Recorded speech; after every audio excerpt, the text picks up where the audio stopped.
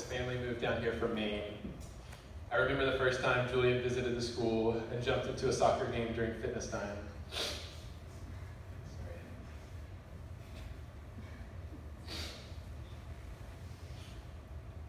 He was reluctant in that game, but willing, and he ended up getting injured not too long into the game.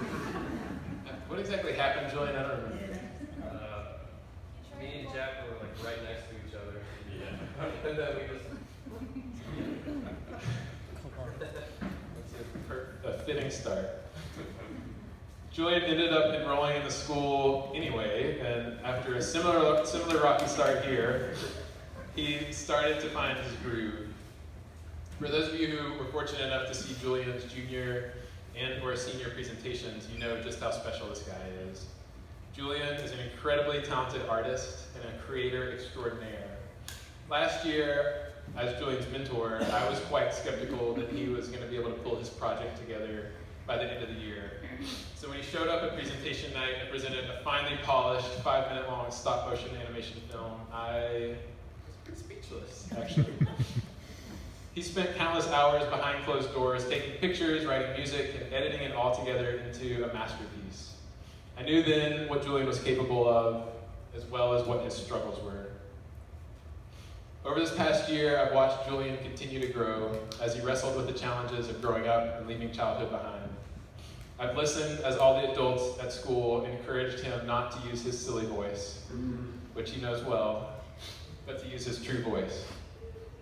I've seen this encouragement slowly start to take hold, and by the end of the year, as was clearly and beautifully demonstrated by his senior project, in which he had performed an original rock musical about his recent life and struggles, Julian had emerged. I recall so vividly one of our younger students being in tears after his performance, not a student you would necessarily expect to see in tears, and proclaiming, "I feel like I really, truly saw him." We did, Julian. We saw you, and we see you. We bless the power, sensitivity, humility, and utter uniqueness of you. And we implore you to bring this into the world. We need it. We need men like you who are strong and soft, funny and sincere, irreverent and sacred. Julian, I'd like to follow a tradition that Jenny started and offer you this poem by David White as a blessing and a gift. I pray that you hear it and allow it to seep in. In that first, hardly noticed moment in which you wake, coming back to this life from the other, more secret, movable, and frighteningly honest world where everything began, there is a small opening into the new day which closes the moment you begin your plans. What you can plan is too small for you to live. What you can live wholeheartedly will make plans enough for the vitality hidden in your sleep. To be human is to become visible while carrying what is hidden as a gift to others.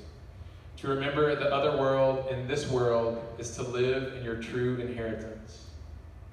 You are not a troubled guest on this earth. You are not an accident amidst other accidents. You are invited from another and greater night than the one from which you have just emerged. Now, looking through the slanting light of the morning window toward the mountain presence of everything that can be, what urgency calls you to your one love? What shape waits in the seed of you to grow and spread its branches against a future sky? Is it waiting in the fertile sea, in the trees beyond the house, in the life you can imagine for yourself, in the open and lovely white page on the writing desk? I am so very proud of the young man you've become. You are not a troubled guest on this earth, Julian. You are a creative wizard and a gentle friend. I love you very much, and I'm so excited to see what's next for you. Please join me in welcoming Julian Hensley-Buzzell to the stage.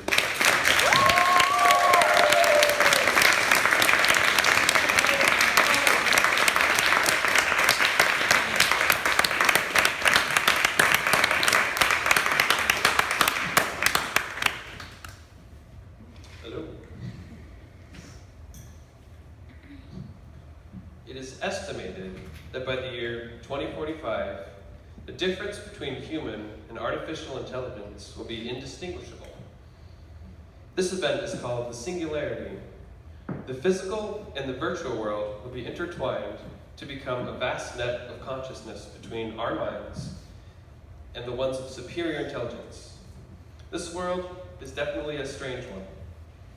No one is quite sure what lies ahead of us in our future, but I'm positive that whatever happens for us as a culture will be for the greater good of humanity.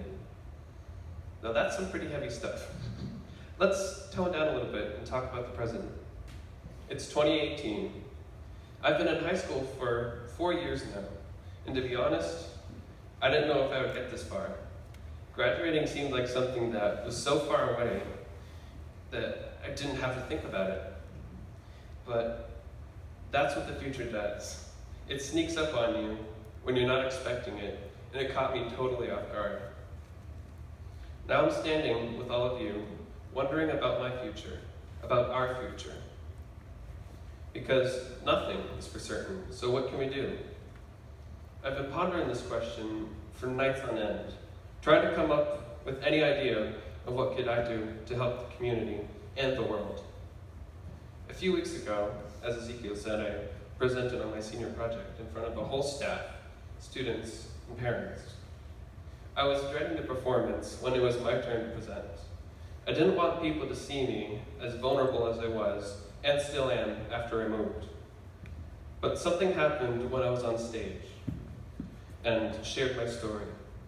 I felt as if what I was doing was important, that I needed to do this for the community. I feel strength, love, and utter joy came over me when I was presenting. After people actually got to see who I really am. I was not able to feel these feelings up to that point. I needed to chase these even more, as long as I could, even for the rest of my life. That night, I felt free and alive. I finally understood what the future has in store for me. Music is what I need to do. I can't explain it. I feel as if I tried to do anything as a career besides music, I wouldn't be happy. You, Springhouse, have held my head high in my darkest hours. You've helped me in every good and bad situation to see and feel the love within everyone. With the grace you've all given me through these 2 years, I don't personally know if I deserve all this love. I don't want to go. You all inspired me as the stars inspire astronomers to search for other planets, in other worlds, other people. I wish I could understand these feelings that I have. It's like a song. It hurts, but it feels beautiful. Leaving the school is one of the hardest things I've ever had to do. And I'm not sure what my life would be with you guys by my side, giving me advice. To all the students and staff here, these past years have been the most inspiring, heartbreaking, energetic, and transformative years. Because of you, I can now be me. It seems that nothing will stand in my way, nor life nor the future will be dim.